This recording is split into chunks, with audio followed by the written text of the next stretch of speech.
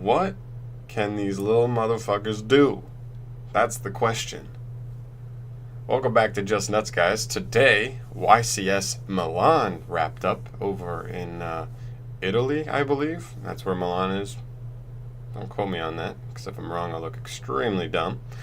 But we saw something. Well, first off, we saw a lot of exactly what we expected, and then we saw a little bit of awesome, crazy phenomenalness in the form of one solo player making it to top cut with Prank Kids, a deck that nobody expected to be competitive outside, like past the regional level, but not only getting top cut, but literally winning the entire event. He literally went all the way and won the entire event. He's a pretty well-known player. I don't remember his name here, but I've seen deck profiles from him before. He's one of those players that doesn't care about what people think is the best deck with this and that. He takes whatever deck he wants, whatever deck he thinks can compete and he likes, and does whatever he wants. Kind of like a Jeff Jones-esque kind of player in that regard. Anyway, though, this whole video is just going to be about what do Prank Kids do now? Like where do they stand relative to the rest of the meta? Because I think that's an unknown question everybody's kind of curious about, because it's like one of two things, right? Like clearly, if you can make top cut, you're a good deck. Like they're at least rogue now. They're like confirmed at least rogue. But is this one of those things where prior to this, maybe just nobody had faith in them, and obviously if you're going to a big event, something like that, it's easy to get stuck in that mindset where you're like, I like Prank Kids, they're really cool, I think they do some cool things, but I just don't have confidence in them that like, I want to go top, like I want to do well at this tournament, so I'm going to play a deck that I know is good and I'm comfortable with. You know what I mean? So you take your Sky Strikers, you take your Thunder Dragons, you take your Goki, your Dark Warrior, whatever you're taking, like that you're just comfortable with, and you're like, I know this is a good deck, so I'm going to take this. And sometimes it takes that first guy, like this player at YCS Milan, who not only makes top cut, but literally wins the entire event, running through multiple well-known players. And maybe this is like the trigger, right? The trigger where once this happens, everybody goes, oh shit, like I thought they were like okay and like they could do some cool things, but this guy just straight up won. Is this the beginning? Is this the spark to light the flame? Or is this just showing it's possible? I mean, obviously a statistical anomaly is here somewhere in the form of just being the only player there and playing that deck and still making it all the way and winning. That's a statistical anomaly to a degree, but I still think it's really cool, and hopefully we will see more Prank Kids. I don't think they're quite there yet. I think if we saw Prank Kids get a Link 1, then we're probably there. Like, the Link 1 could be terrible. The Link 1 could have an effect that's like, the Link 1 could be a normal monster, and it would be monumental for the deck. Straight up. Just because you literally just link into it and you get it. So that your normal summon literally, like, starts all your plays. So you don't have to open Polymerization, you don't have to open Instant Fusion, all that stuff. Like, you literally just need a normal summon, and that's it. And so that's the biggest problem for this deck right now, I think, is consistency. Is that you need to see there's no one card combos in this deck. Every combo is at least 2 cards, and 2 cards is fine.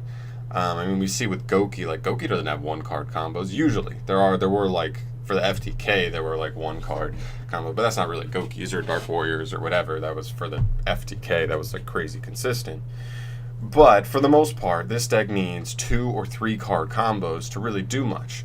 And then once you get rolling, it takes like 1 turn, and you link and fusion on your opponent's turn most of the time to pull out a Butler or a Roaster, the ones that just kind of wipe your opponent's either back row, all the back row, or wipe their entire monster, Raigeki them. Quick Effect Raigeki is no joke, and Quick Effect Heavy Storm Duster is not a joke as well. Or not Heavy Storm Duster. Harpy's Feather Duster. There we go. Not only that, but they have some really cool cards here with Prank Kids Dodo Doodle Doo, Prank Kids Rocket Ride, by the way. So the fusions are like the interesting part here, because against Sky Strikers, your best way of handling them is the fusions right here. So they say you contribute them. Oh no, is this one? No.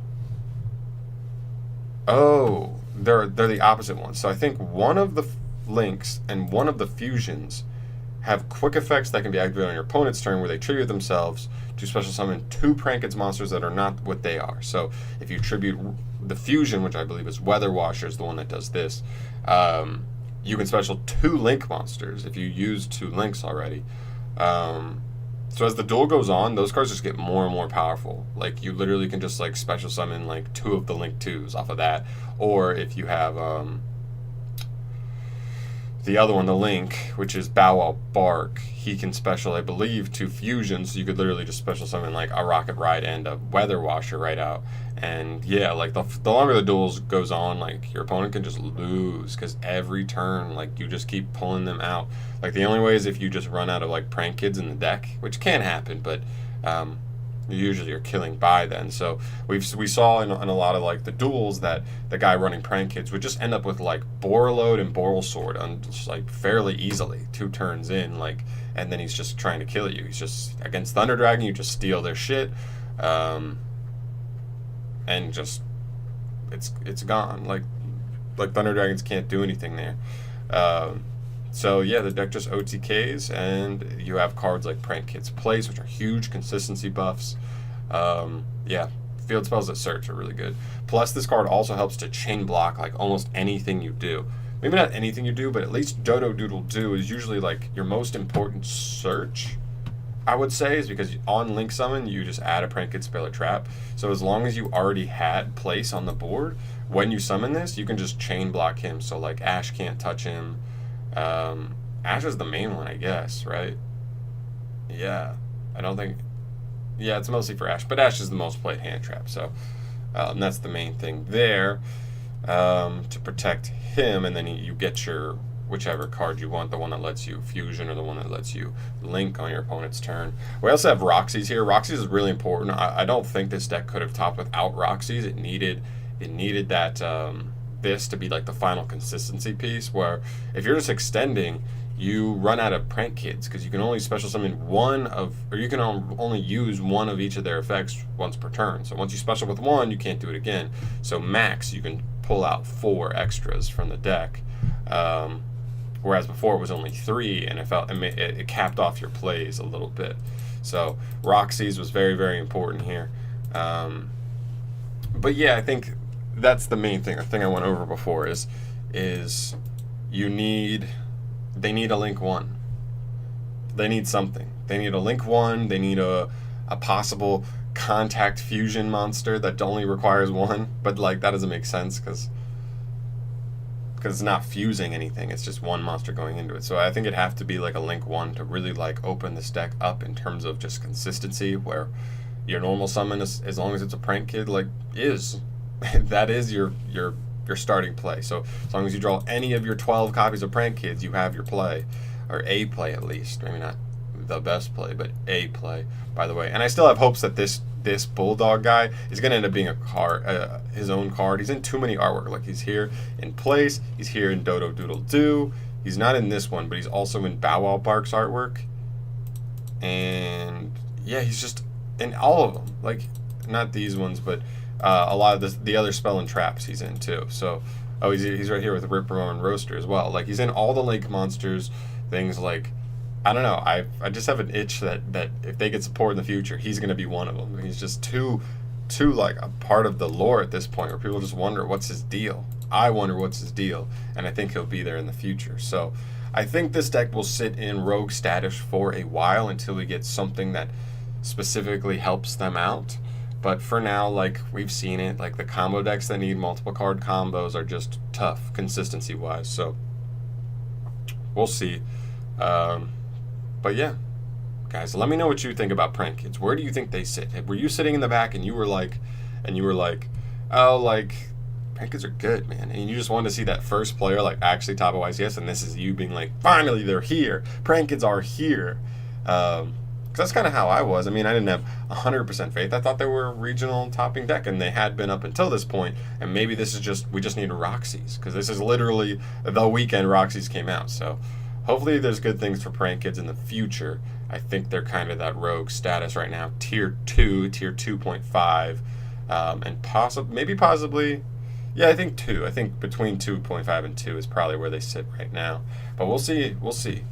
I mean, this is only one player. Maybe we need a couple more players to kind of work on it and perfect, kind of like streamline the build a little bit to really what you want. Because you just see a huge build that literally just plays like 12 prank kids monsters, like 3 poly, 3 of their own polymerization card. You know, your place and your terraforming, like, and your whole deck is just all these cards that just turbo you into your prank kids place. So, I don't know. But let me know what you guys think. Where is this deck, and where is it going in the future? Let me know. Thanks for watching, guys. If you enjoyed this video, subscribe for more future content from me, because I'm trying to do this damn YouTube Yu-Gi-Oh thing. I love this game, and I love you. Thank you for supporting me. Been getting a lot of love lately, I feel like. And it's awesome. Thanks.